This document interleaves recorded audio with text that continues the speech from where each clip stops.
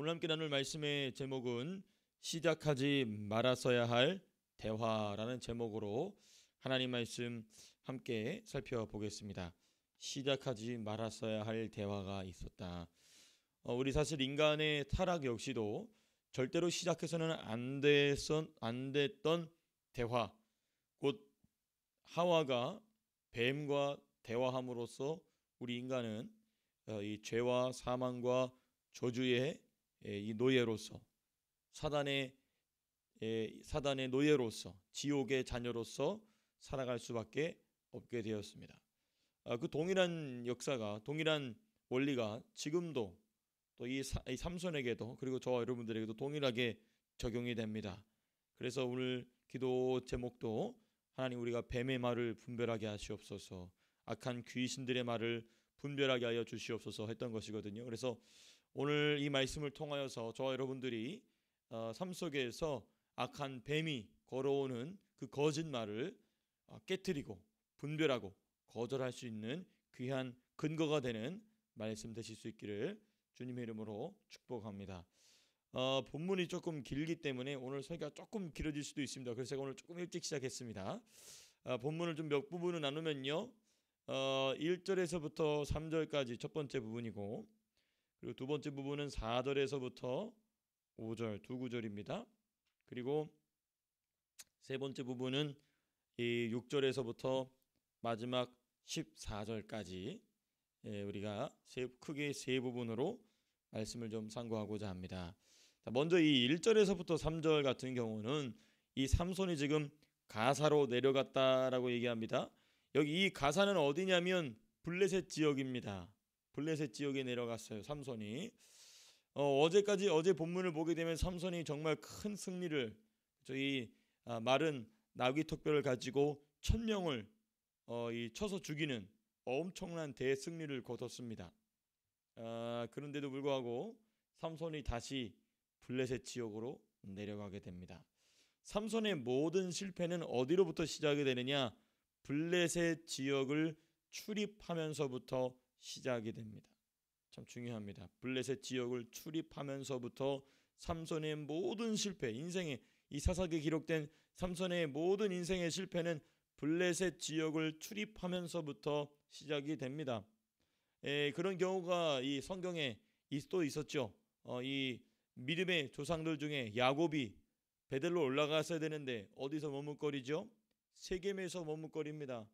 세겜에서 머뭇거리다가 아주 거기서 참담한 일을 경험하게 됩니다. 두 가지 일을 경험하죠. 첫 번째 무엇이었습니까? 자기 딸 디나가 강간을 당합니다. 그 디나도 참 정신이 없죠. 거기를 왜 기웃거립니까? 그 세겜에 기웃거리다가 거기서 강간을 당하죠. 그리고 그 세겜의 아들들이 이 디나를 강간하니까 이 야곱의 아들들이 어떻게 합니까? 이 계획을 짜서 그 남자들을 대부분 다 죽여버립니다. 그 세겜 지역의 남자들 거의 대부분을 죽여버리게 됩니다. 엄청난 일이 일어나게 된 것이죠. 원래 있어야 될 자리로 가지 않고 은혜 받는 자리로 가지 않고 하나님의 말씀을, 그 베델이 하나님 말씀 받은 자리지 않습니까? 하나님의 말씀을 받는 자리로 가지 않고 엉뚱한 곳에 머뭇거리다가 야곱의 인생 중에 절대로 씻을 수 없는 비참한 일을 당한 장소가 세겜이었습니다. 삼손도 똑같습니다. 본인이 있어야 될 곳은 어디냐? 하나님이 자신을 사사로 세우신 이스라엘 백성 가운데 있어야 됐어요. 다른 사사들이 아무리 엉망진창이었어도 그 사사들은 그래도 끝까지 자기 민족 곁에 있었습니다. 그런데 삼손은 계속해서 계속해서 블레셋 지역으로 갑니다. 망하는 곳으로 가는 것이죠. 우리 성도의 영성은, 예수 믿는 사람의 영성은 어떻게 유지가 되고 어떻게 깊어지고 어떻게 성장하느냐? 내가 가야 할 곳과 가지 말아야 할 곳을 잘 아는 것도 중요한 연관성을 가지고 있다. 우리 인생 속에서 우리가 어느 곳을 선택해서 갈 것이냐, 하나님의 영이 일하시는 곳으로 갈 것이냐, 하나님의 말씀을 들을 수 있는 곳으로 갈 것이냐부터 시작해서 내 안에 계신 성령께서 근심하시지 않는 곳이 어디냐. 참 이게 중요합니다. 우리가 이 인간의 관계를 맺고 살아가면서 그런 가야 될 곳과 가지 말아야 될 곳을 구분하는 이것이 참 중요합니다. 그런 면에 있어서 참 호주는 문화가 한국보다는 훨씬 이 가정 중심적이라는 것이 참 다행입니다. 한국은 6시 넘으면은 여기 호주는 제가 참 신기했어요. 저 시티를 나가봐도 이 5시 넘어가면은 다 문을 닫고 조용해지. 이게 참 신기했습니다. 그나마 시티가 시끄러운 건데 참 이게 참 그런 면에서는 좋은 문화가 있는 것 같습니다. 한국은 그렇지 않죠. 막 그 밤새도록 부어라 마셔라 술 마시고 사람들과 인간관계를 하지 않으면 직장에서 진급도 막히게 되는 그 여러 가지 상황들이 이 성도로 하여금 도전을 받게 하는데, 그와 마찬가지로 유사한 모습으로서 이 호주 땅에서도 동일한 유사한 도전을 받을 때가 있을 때에 내가 어느 곳으로 가는 것이 옳은 것인가, 내 안에 계신 성령이 기뻐하는 곳, 거기에 더하여서 우리가 조금 더 생각해 본다면 우리의 시간과 재정입니다. 우리의 시간과 재정을 어디에 사용하는 것이 우리의 내 안에 계신 성령이 기뻐하시는 일인가, 우리의 영성을 더욱더 깊게 만들 수 있는가, 더 우리의 영성을 어떻게 하면 성장시킬 수 있는가, 우리가 잘 그 부분을 분별해야 되겠죠. 그러나 오늘 본문 말씀에 본다면 삼손은 철저하게 실패했습니다. 자, 1절에서부터 3절까지 두 번째 부분은 무엇이냐면 이 삼손의 습관입니다. 우리가 삼손의 습관에 대해서 좀 살펴봐야 되는데요. 삼손은 습관적으로 블레셋 지역을 출입하고 습관적으로 블레셋 여성을 만났습니다. 자, 여러분, 우리가 신앙생활 하면서 우리가 주님을 더 깊이 있게 만나고 주님을 더 깊이 있게 신뢰하기 위해서는 여러 가지 것들을 버려야 되는데, 그 중에 하나가 뭐냐면 습관을 버리는 일입니다. 습관. 이 습관을 버리는 일은 신앙의 여정에 있어서 기본을 세우는 것 같습니다. 기초를 세우는 일과 같습니다. 첫 걸음을 시작하는 것과 같습니다. 예를 들면 이런 것이죠. 하나님께서 아브라함에게 무엇을 명령하시냐면 너는 본토와 친척과 아비집을 떠나라. 우리가 나중에 창세기도 한번 쭉 공부하겠지만 창세기 공부가 너무너무 중요합니다. 근데 이 창세기 중에서 특별히 아브라함을 하나님 부르신 장면이 중요한데요. 본토와 친척과 아버지 집, 특별히 그 아버지 집을 버려라 했을 때 그 아버지는 누구였냐면 이 아브라함의 아버지는 누구였냐면 데라였습니다. 데라. 근데 그 데라라는 말의 의미가 무엇이냐면요, 늦어짐, 지체함 이런 뜻입니다. 지체하다 이런 뜻이에요. 늦어지게 하다 이런 뜻입니다. 그러니까 하나님께서 아브라함의 발목을 잡는 데라를 버리라고 하신 것입니다. 데라는 나중에 우리가 창세기 공부하면서 자세히 살펴보겠지만 우상 숭배자였습니다. 아브라함을 따라서 어디 중간까지 가긴 했지만 하란 땅에서 죽죠. 그런데 이 데라도 우상 숭배자였습니다. 그러니까 이 데라는 자기가 우상을 숭배하던 습관을 못 버린 겁니다. 아브라함 자기 아들은 여호와 하나님께 부르심을 받아서 이 모든 우상을 버리고 하나님이 약속하신 땅으로 가는데, 자기 아들을 따라가면서도 이 데라는 자기가 습관적으로 섬겨오던 우상을 못 버리던 것입니다. 그러니까 이 습관이라는 것은 곧 우상 숭배와 깊이 연관되어 있다. 악한 영이 우리의 삶 속으로 틈타는 중요한 통로 중에 하나가 뭐냐? 습관이에요. 습관, 세상 습관. 이 블레셋으로 늘 향하던, 블레셋 여자를 만나던 이 악한 습관을 삼손은 버리지 못했다. 이게 이제 우리가 이 삼손의 습관을 통해서 살펴보게 됩니다. 자, 그 다음에 이제 우리 1절에서 또 3절까지 살펴봐야 될 내용 중에 좀 기이한 내용이 3절 말씀입니다. 이 3절 내용을 보시게 되면 매복을 당한 삼손이, 3절 보시면 삼손이 밤중까지 누워있다가 그 밤중에 일어나 성 문짝들과 두 문설주와 문빗장을 빼어가지고, 참 대단합니다. 이게 성문이라는 것이 그냥 일반 문도 한 명이 들기가 어려운데 그 성문짝을 메고 또 그 성문짝들의 두 설주를 또 메고, 그리고 그 문을 잠고 있던 문 빗장을 빼어가지고 그거를 밤중에 일어나서 그걸 매가지고 어디까지 가냐면 헤브론 앞산까지 갔다. 직선거리로 몇 킬로냐면 50km에서 60km입니다. 50km에서 60km면 여기서부터 어디까지죠? 상당히 먼 거리까지입니다. 아마 우리 그 어디죠? 이 울릉공 내려가는 지역까지, 그러니까 시드니에서부터 울릉공 내려가는까지 이 그 엄청난 이 성 문짝을 메고 갔다는 거예요. 이 밤 12시부터. 그 도대체 왜 이 짓을 했는가? 그거 알 수가 없어요. 왜냐하면 성경이 자세하게 이야기를 하고 있지 않습니다. 예, 2절을 보시게 되면 이 암살자들이 매복한 것과 그리고 3절에 삼손이 성문 전체를 들고 헤브론 근처까지 갔다는 것, 그 사이에 중간에 어떠한 정보도 없습니다. 일부러 이 사사기 기자가 생략한 것 같아요. 그리고 우리에게 주고 있는 말씀을 통해서 우리에게 주고 있는 무게감 있는 정보는 무엇이냐면 3절 마지막에 있습니다. 헤브론 앞산 꼭대기로 가니라. 이 부분이 우리가 이 저자가 사사기 저자가 이 사사기를 읽는 독자들에게 남기고 싶은 중요한 어떤 단서입니다. 이 헤브론은 어떤 이 지역이냐 하면은 헤브론은 이스라엘 역사에서 매우 중요합니다. 예루살렘이 이스라엘의 수도로 드러나기 전까지, 그러니까 상당한 기간이죠. 예루살렘이 수도로 지정되기 전까지, 그러니까 그거는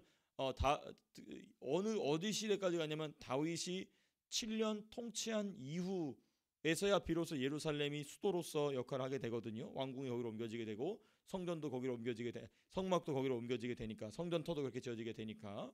그러니까 이 헤브론이라는 곳은 사실상 이스라엘 역사 속에서 영적인 또 일종의 의미적으로 중요한 수도였습니다. 왜 그러냐면 일단 제일 먼저 이스라엘 백성들의 존재의 근원이었던 믿음의 조상들 아브라함, 이삭, 야곱, 그 패트리아크라고 그러죠. 그렇죠? 족장들이라 부르기도 하고 믿음의 조상들이라 불리는 아브라함, 이삭, 야곱이 마므레 상수리나무, 우리 지금 기억나시죠? 창세기 나오는 편이죠. 마므레 상수리나무가 있던 곳이 바로 이 헤브론입니다. 원래는 기럇 여아림이라 불리던 곳인데 이곳에서 믿음의 조상들이 살았고 또 믿음의 조상들이 전부 여기에 묻힙니다. 심지어 요셉도 자신의 시신을 거두다가 어디다 묻으라고 얘기하냐면 이 헤브론에 가서 묻으라고 합니다. 그래서 나중에 모세가 출애굽하면서 요셉의 이 유고를 가지고 가죠. 또 이곳은 어떤 지역이냐면 여호수아와 갈렙이 통치한 곳입니다. 이 사사기 직전에 신앙의 영웅들이, 그렇죠, 출애굽을 하고 이 홍해를 건너고 그리고 무엇입니까? 이 요단강을 건너서 들어왔던 그 믿음의 영웅들이, 특별히 그 영웅 중에 영웅이었던 여호수아와 갈렙이 통치하던 지역에 소속되어 있던 곳이 어디냐면 이 헤브론입니다. 이 헤브론은 가파른 산지였고 아낙 자손들이 다스리던 기럇 여아림이라는 곳이었죠. 그런데 여기서 이 갈렙이 이 산지를 내게 달라 그러면서 믿음으로 가서 이 산지를 점령하고 모든 아낙 자손을 패퇴시키고 쫓아내게 되고, 그리고 그곳에 평화를 이 하나님의 평강을 그 땅 가운데 실현하게 되는 곳이죠. 그것이 바로 이 헤브론입니다. 헤브론. 더 나아가서는 이 레위인들의 거주지 중에 일부였습니다. 레위인들의 거주 중에 일부였어요. 중요한 의미입니다. 근데 그곳 앞에 그 헤브론 앞산 꼭대기에 삼손이 자기가 약 40km에서 60km 동안 들면서 달려오면서 가져왔던 그 가사의 블레셋의 사람들의 성문짝을 던져놨다. 왜 던져놨는지 아무런 말이 없습니다. 그러나 우리가 여기서 조금 삼손의 정확한 의도는 우리가 알 수 없고 추측만 할 뿐이죠. 큐티책에서는 그렇게 얘기하더라고요. 삼손이 자기의 힘을 과시했던 것 같다라고 추측하더라고요. 과연 그런가? 그건 잘 모르겠습니다. 근데 어찌되었든 우리가 삼손이 어떤 의도로 그런 행동을 했는가는 각자가 우리가 알아서 좀 추측해 볼 수 있지만 중요한 게 있습니다. 이 헤브론이란 말 자체가 무엇을 의도하고 있냐면 아무런 반응, 지금 삼손이 밤새도록 달려와서 그 문짝을 거기다 던져놓는 것을 볼 수밖에 없었던 헤브론 주변에 살고 있었던 유다 사람들과 유다 지파 사람들과 그 소식을 들은 이스라엘 12지파에는 이 12지파가 아무런 반응을 보이지 않았다는 점을 우리는 주목해 봐야 합니다. 왜 그렇죠? 우리가 사사기 11장을 보게 되면 길르앗 장로들은 암몬이었습니까? 모압 자손이었습니까? 하여튼 이방 민족이 쳐들어오게 되니까 자신들이 내쫓았던 입다를 찾아갑니다. 길르앗 장로들은 입다를 찾아가서 미안하다고 얘기하면서 뭐라고 하냐면 너가 우리의 머리가 되고 너가 우리의 장관이 되어서 군대 장관이 되어서 우리로 하여금 저 이방 민족과 싸워서 이기게 해달라라고 얘기합니다. 그 장로들은 지혜로운 결정을 했던 것이죠. 그런데 왜 이 유다의 장로들이나 나머지 이스라엘 민족의 장로들은 아무런 행동을 하지 않고 있느냐는 것입니다. 몇 차례나 삼손이 어마어마한 힘을 하나님께 받았다는 사실을 알았음에도 불구하고 또 마노아라는 정말 신실한 하나님의 사람이 자신들과 함께 거주하고 있었음에도 불구하고 삼손을 데려와서 자신들의 머리로 세우지 않았던 이 유다 사람들과 이스라엘 백성들의 우유부단함, 오늘 말씀에는 기록되어 있지 않지만 이 행간에서 바라볼 수 있는 아주 중요한 이스라엘 백성의 이 무엇입니까? 이 우유부단함을 보게 되는 것입니다. 당연히 물론 삼손에게 책임이 있죠. 자기 민족에게로 가지 않고 계속해서 블레셋으로 찾아가는 블레셋 여자들이나 끼고 돌았던 그 자신의 실수가 너무나 크죠.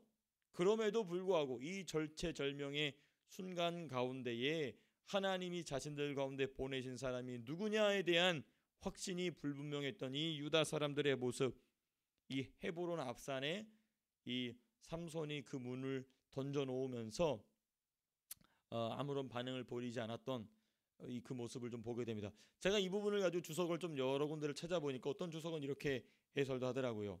비록 삼손이 블레셋 사람들과 함께 거하려고 하고 블레셋 여인들을 좋아했지만 자기 민족들을 향하여 이와 같이 내가 있으면 당신들은 안전하다라는 의미로서 그 문을 헤브론 앞산에 옮겨놓은 것이 아니겠는가라고 해설하는 경우도 있었습니다. 저는 참 그 해설이 어느 정도는 일리가 있다고 저는 봅니다. 그러나 그런 것에 있어서 어떠한 반응을 보이지 않았던 것도 또 동일한 우리가 사실이기도 하죠. 자, 오늘 본문의 두 번째로 좀 들어가 보겠습니다.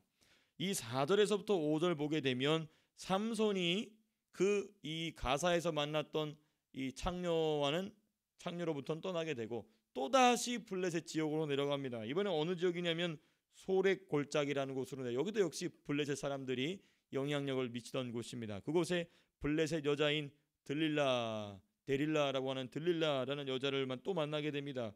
4절 보시게 되면 이렇게 되어 있어요. 이후에 삼손이 소렉 골짜기에 들릴라라 이름하는 여인을 사랑하매라고 되어 있어요.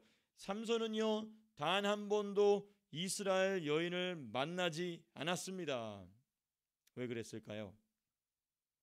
추측컨대 더 확실히 우리가 이 세 번이나 이 블레셋 여인을 만났다는 것을 볼 때에 무슨 일이 어떤 이유 때문에 그랬느냐, 블레셋 여인이 더 좋아 보였기 때문입니다. 그거 말고는 더 이상 이유가 없어요. 동일합니다.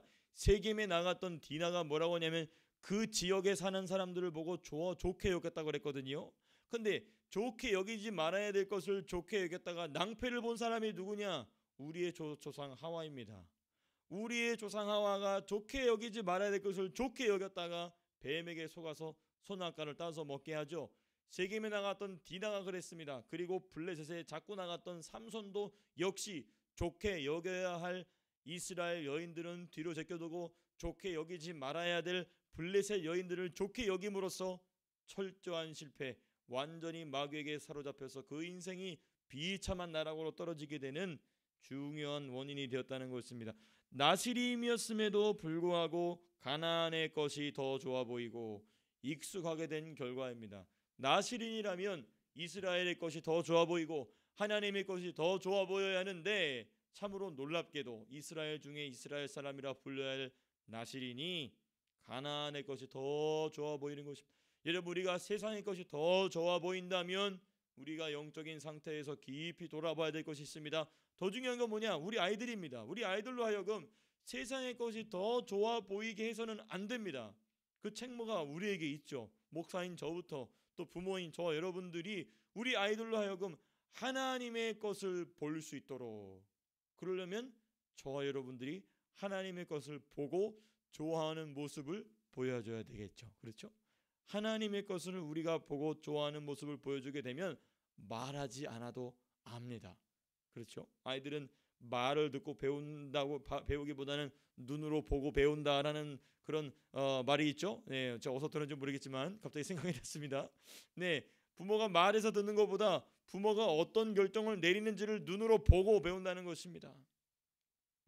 그러니까 저와 여러분들이 하나님의 것이 더 좋다라는 것을 몸소 이 몸으로 삶으로 보여줄 때에 비로소 세상의 것이 더 좋은 것이 아니라 하나님의 것이 더 좋구나라는 것을 우리가 우리 사랑하는 자녀들에게 가르쳐줄 수 있게 된다는 것입니다. 자, 이렇게 좋아 보이지 말아야 될 것을 좋아 보이게 된 것은 무엇입니까? 하와로부터 우리는 하와의 실패로부터 배워야 되겠죠. 하와는 뱀을 딱 봐서 뱀이 첫 마디를 시작할 때 뱀을 간파하고 저리 가라 라고 명했어야 됐습니다. 나를 떠나가라 명했어야 됐습니다. 근데 그 뱀의 말을 듣고 그 뱀의 말을 쑥 받으니까 뱀처럼 생각하게 됩니다. 아주 중요합니다. 뱀의 말을 들음으로 하와는 뱀처럼 생각하게 된 것입니다. 그러니까 뱀의 말이 진짜처럼 들리게 된다. 그럼 그 뱀처럼 생각한다는 것이죠. 근데 뱀의 말이 저거 와서 거짓말하고 있네. 저거 봐라.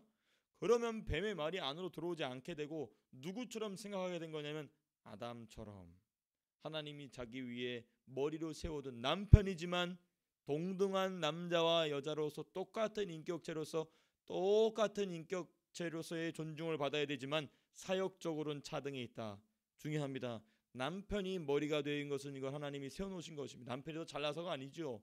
못난 면이 많습니다. 그래서 하와를 하나님께서 만든 것이죠. 그러나 이 영적인 권위체계 안에서 하와는 아담 곁에 붙어 있었어야 됐어요. 그러면 아담이 딱 그 뱀을 물리쳤겠죠. 근데 뱀은 교묘하게도 하와가 아담과 떨어져 있는 순간 뱀이 자기 말을 하와 속에 쑥 집어넣습니다. 마찬가지로 우리가 둘째 아담 대신 마지막 아담 대신 참된 아담 대신 예수와 떨어져 있으면 반드시 누구의 말을 듣고 속게 되냐면 뱀의 말을 듣고 속게 되는 것입니다. 그래서 보암직하지 않아 보여야 되고 먹음직하지 않게 보여야 될 것이 보암직하게 되고 먹음직하게 보이기 시작한다. 그럼 내가 지금 내 남편 대신 예수 그리스도 나의 참 아담 대신 둘째 아담 대신 사망을 이기신 부활하신 아담 대신 참된 아담 대신 예수 그리스도와 떨어져 있구나 분별할 수 있어야 되는 것이죠. 뱀의 말을 듣고 성령의 음성은 모두 거절한 결과 이 지금 이스라엘 여인보다 블레셋 여인이 더 좋아 보이게 됐다는 것입니다. 두 번째입니다. 이 5절 말씀 보시게 되면 블레셋 사람의 방백들이 그 여인에게로 올라가서 그에게 이르되 이 들릴라 역시 이 삼손이 블레셋 사람에게 해를 당하는 또 다른 통로가 됩니다. 기어코 그렇게 됩니다. 지금 블레셋에서 만났던 모든 여인들은 전부 삼손을 해하는 통로가 되어버렸어요. 이 데릴라도 역시 동일하죠. 이 데릴라에게 와가지고 데릴라로 하여금 내가 많은 돈을 줄 테니 삼손으로부터 어떤 힘이 나오는지 알아내라라고 얘기합니다.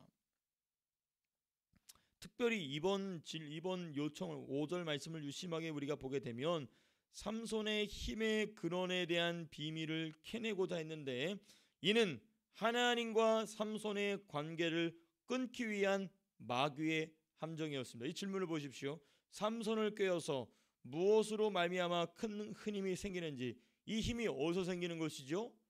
하나님으로부터 오는 힘입니다. 그리고 우리가 어떻게 하면 능히 그를 결박하여 굴복하게 할 수 있을는지 이거 뭐냐면 삼손으로 하여금 그들의 노예가 되게 하고 종이 되게 할 방법이 무엇이냐라고 누구에게 물어보냐면 삼손이 사랑하는 드릴라에게 얘기합니다. 근데 이 드릴라가 그걸 받아들여요. 참 이 정신없는 상황이죠. 근데 삼손은 까맣게 그것을 모르고 있다는 것입니다. 언제나 마귀는 이와 같이 우리에게 도전해 옵니다.